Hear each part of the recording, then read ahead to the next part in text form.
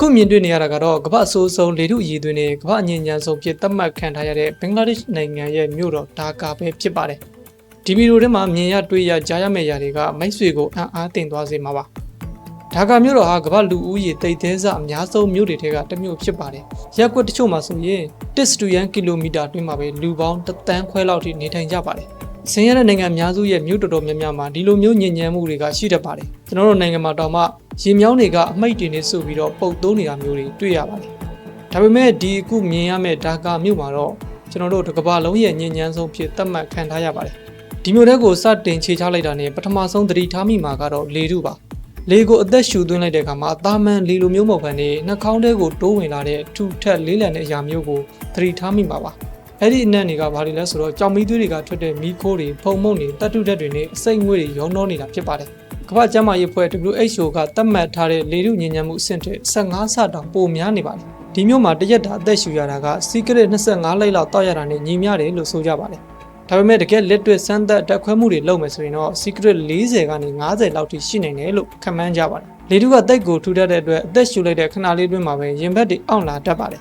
အဝေးကိုလှမ်းကြည့်လိုက်မယ်ဆိုရင်တော့မြူနင်းတွေလိုဝေဝေဝါးဝါးကိုမြင်တွေ့ရမှာဖြစ်ပါတယ်ဒါပေမဲ့ဒါတွေကတကယ်သဘာဝမြူနင်းတွေမဟုတ်ကြပါဘူးအဲ့ဒါတွေကမီးခိုးတွေဖုံမုန့်တွေနဲ့စိတ်ငွေတွေရောနှောနေတာပဲဖြစ်ပါတယ်ဒီအမုံမွားလေးတွေကလူစပန်ထဲအစ30လောက်နူးညံ့တဲ့အတွက်အသက်ရှူလမ်းကြောင်းကနေတဆင်အဆုတ်ထဲကိုဓာတ်ရိုက်ရောက်သွားနိုင်ပါတယ်အဲ့ဒီကနေတဆင်သွေးလေပတ်မှုစနစ်ထဲတွေဓာတ်ရိုက်ရောက်သွားပါတယ်အဲ့ဒီအမုံတွေထဲမှာစိန်တက်ထုဓာတ်ခဲဗရာနဲ့ကတ်မီယန်လိုအသက်အန္တရာယ်ရှိတဲ့တက်ထုဓာတ်တွေမြောက်များစွာပါဝင်ပါတယ်ရလက်နေနေကတော့အဲ့ဒီမျိုးကလူတော်တော်များများမှာအသက်ရှူလမ်းကြောင်းဆိုင်ရာယောဂနှလုံးယောဂနဲ့ကင်ဆာဝေဒနာတွေကြောင့်ပြန်ပြအသက်9နှစ်လောက်တိုးသွားကြပါတယ်ဒီလိုမျိုးလေထုညဉ့်ညမ်းအောင်အဓိကလှုပ်ဆောင်နေတဲ့အရာတွေကတော့မြို့ပတ်ပတ်လေးမှာရှိတဲ့အုပ်စိတ်ယုံကြီးတွေပဲဖြစ်ပါတယ်ဘင်္ဂလားဒေ့ရှ်နိုင်ငံတနိုင်ငံလုံးမှာအုပ်စိတ်ယုံပေါင်း9000ခန့်လောက်ရှိပြီးတော့နှစ်စဉ်အုပ်ခဲပေါင်း23ဘီလီယံလောက်ထိထုတ်လုပ်ကြပါတယ်အစိုးဆုံးကတော့ဒီစက်ယုံကြီးတွေကအာဏာပိုင်တွေရဲ့ရည်ယူခြင်းကိုမခံရအောင်လက်ထိုးပြီးတော့မှစီးမဲ့ကမ်းမဲ့ကိုလှုပ်ဆောင်နေကြတာဖြစ်ပါတယ်အုပ်စိတ်ယုံကြီးတွေမှာဆိုရင်တစ်သားတွေကြောင်မီးသွေးတွေနဲ့တခြားအညစ်အကြေးလောင်စာတွေကိုအကန့်အသတ်မရှိမီးရှို့ကြပြီးတော့အဲဒီကထွက်လာတဲ့မီးကုန်းငွေတွေကိုလည်းဘာဖီတာမှခံမထားဘဲနဲ့ဘာတန့်စင်မှုမှမလုပ်ဘဲနဲ့လေထုထဲကိုဓာတ်ရိုက်ထုတ်လွှတ်နေကြတာဖြစ်ပါတယ်ဒါကာမြို့ရဲ့အဓိကလေထုညဉ့်ညမ်းမှု60%ကလည်းဒီအုပ်စိတ်ယုံကြီးတွေကြောင့်ပဲဖြစ်နေတာပါနောက်တစ်ခုကတော့လမ်းမပေါ်မှာသွားလာနေတဲ့ဟောင်းနှမ်းမီထိမ့်သိမ့်မှုအားနေတဲ့ရင်အိုရင်ဟောင်းတွေကနေထွက်တဲ့ကာဗွန်ဒိုင်အောက်ဆိုက်တွေကလည်းနေ့စဉ်လေထုထဲကိုအမြဲတမ်းထုတ်လွှတ်နေတာဖြစ်ပါတယ်ဒါကာမြို့တော်ရဲ့မြို့လေကောင်းမှာအံ့အားသင့်စရာတစ်ခုတော့ရှိပါတယ်ဒါကတော့ရင်ကျော်ပိတ်ဆို့မှုတွေကြားယထာတန်လန်းဘေးလေးမှာပဲဖွင့်ထားတဲ့အသားဈေးကြီးပဲဖြစ်ပါတယ်တရားတစင်းဖြတ်မောင်းသွားတဲ့အခါမှာယထာမိုးပေါ်မှာလူတွေပြည့်ညက်နေပြီးတော့အဲ့ဒီလူတွေကလည်းကျွန်တော်တို့နေနီးနီးကက်ကက်လက်ချင်းလှမ်းကင်လို့ရတဲ့အနေအထားတွေကိုရှိပါတယ်ပို့ပြီးအံ့ဩဖို့ကောင်းတာကယထာလာနေတာတောင်မှလမ်းမဖယ်ပြီးပဲယထာလမ်းပေါ်မှာတင်အလုတ်လုတ်ကင်နေတာကိုတွေ့ရပါတယ်ယထာဖြတ်သွားတာနဲ့အားလုံးကဘာမှမဖြစ်သလိုပုံမှန်တိုင်းပဲစစ်ပြီးတော့ဈေးရောက်ကြပါတယ်ဒါပေမဲ့ပို့ပြီးတော့စိတ်ပြည့်စရာကောင်းတာကတော့သူတို့ကြောင်းချနေတဲ့အစားအသောက်တွေရဲ့အခြေအနေပဲဖြစ်ပါတယ်။လေးထဲမှာဒီတိုင်းချိတ်ဆွဲထားတဲ့အသားစိမ်တွေကလေထုထဲကဖုံမုန့်နေတဲ့တတုဓာတ်တွေကိုအလဲတကူစုပ်ယူနိုင်ပါတယ်။အဲ့ဒီအသားတွေကိုပဲဓာတုပစ္စည်းတွေနဲ့ညဉ့်ညမ်းနေတဲ့ရေနဲ့ပြန်လည်ဆေးကြောကြပါတယ်။ရေခဲတစ်တာမထားတာကြောင့်ပူအိတ်တဲ့ရာသီဥတုမှာဘက်တီးရီးယားတွေပေါက်ဖွားလေပြီးတော့ရင်ကောင်တွေကနေတဆင်ပိုးမွှားတွေကိုတည်ဆောင်လာပါတယ်။ဒါကြောင့်မို့ဒီလိုအသားတွေကိုစားမိတဲ့သူတွေမှာပြင်းထန်တဲ့အစာစိတ်သွင်းမှုနဲ့အစာအိမ်ဥလန်းချောင်းဆိုင်ရာယောဂါတွေများစွာဖြစ်ပွားကြပါတယ်ဘင်္ဂလားဒေ့ရှ်နိုင်ငံရဲ့အကြီးမားဆုံးကပ်ဘေးတစ်ခုကတော့တောက်သုံးရေညဉ့်ညမ်းမှုပါပဲလွန်ခဲ့တဲ့1990နဲ့1980ခုနှစ်တွေမှာမြေပေါ်ရေညဉ့်ညမ်းမှုကိုရှောင်ရှားဖို့အတွက်အစိုးရနဲ့အဖွဲ့အစည်းတွေကဆက်ရွေတွေမောင်းသိမ်းချပြီးတူးခဲ့ကြပါတယ်ဒါပေမဲ့ကန်ဆိုးစာပဲနှစ်တော်လေးကြာမှအဲ့ဒီရေတွေရဲ့20%ခန့်မှာတဘာဝလျောက်ရှိနေတဲ့အဆစ်နဲ့စိန်တတုဓာတ်တွေထွက်ရှိနေတာကိုရှာဖွေတွေ့ရှိခဲ့ကြပါတယ်လူနေမှုဘဝကိုမြင့်တင်ဖို့လုပ်ခဲ့ကြပေမဲ့နောက်ဆုံးမှာတော့လူပေါင်းထောင်ချီဟာအရေပြားယောဂအဆုတ်ကင်ဆာတွေဖြစ်ပြီးတော့တည်ဆုံးခဲ့ကသမိုင်းမှာအကြီးမားဆုံးအဆုတ်လိုက်အပြုံလိုက်စိတ်သိမ့်မှုလို့သတ်မှတ်ခြင်းခံခဲ့ရပါတယ်ဒီနေ့ခေတ်မှာဘုံဘွင်ရေကိုဘယ်သူမှတက်ရိုက်မတောက်ရဲကြပါဘူးဆင်းရဲတဲ့သူတွေကပဲ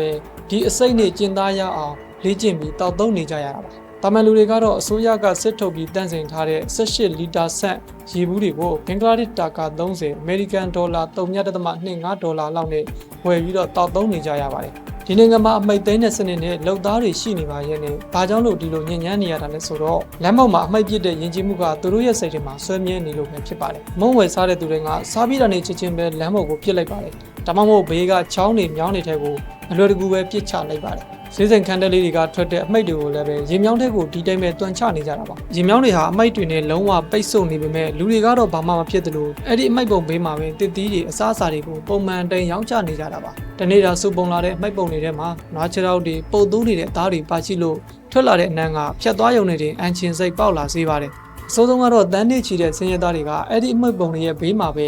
အိမ်ချင်မဲ့တဲ့ပွဲမိတင်းနေထိုင်နေကြတာပဲဖြစ်ပါတယ်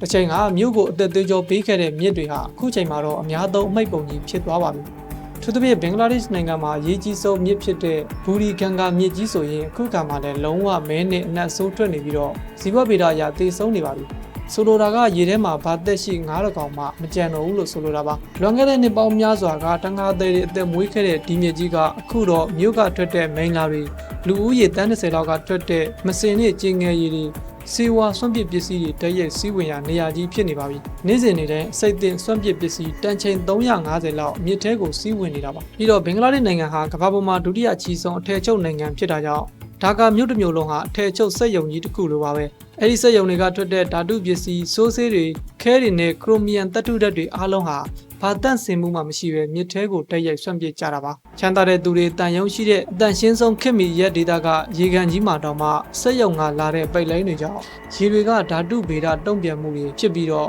အမြုပ်တစီစီထွက်နေတာကိုမြင်တွေ့ရပါတယ်ပို့ပြီးရင်နာစရာကောင်းတာကတော့ရေလုံသားတချို့ကအဲ့ဒီမြစ်ထဲကလင်ငယ်လေးတွေပေါ်မှာပဲဘဝကိုနှမျောစရာဖြတ်သန်းနေကြရပါတယ်ပြီးတော့အဲ့ဒီအဆက်ရည်နေပဲရေချိုးအဲ့ဒီမြစ်ထဲမှာပဲအဝတ်လျှော်လုပ်ငန်းဆောင်တာအားလုံးကိုလောက်ကင်ဆောင်ရွက်နေကြတာပါဒါကမြို့မှာနောက်ထပ်ခံရခဲ့တဲ့အရာတစ်ခုကတော့နားကွက်မတက်ဆူညံနေတဲ့အတန်ညဉ့်ညမ်းမှုပဲဖြစ်ပါတယ်ကောင်းဝန်းတန်နဲ့စက်ယုံတန်တွေကလူတွေရဲ့နားစနစ်ကိုပြန်မကောင်းနိုင်လောက်အောင်ထိပျက်စီးစေပါတယ်လူတို့တော်များများကသူတို့မှာနှစ်ဖာချေပိတ်နေတဲ့ထင်ပြီးတော့လမ်းဘေးမှာရှိတဲ့တန်ရှင်းသမားတွေစီမှာတောပြကြပေမဲ့တကယ်တော့သူတို့ဟာအတန်ပလန်တွေကြောင့်အပြီးတိုင်နားပင်းသွားကြတာဖြစ်ပါတယ်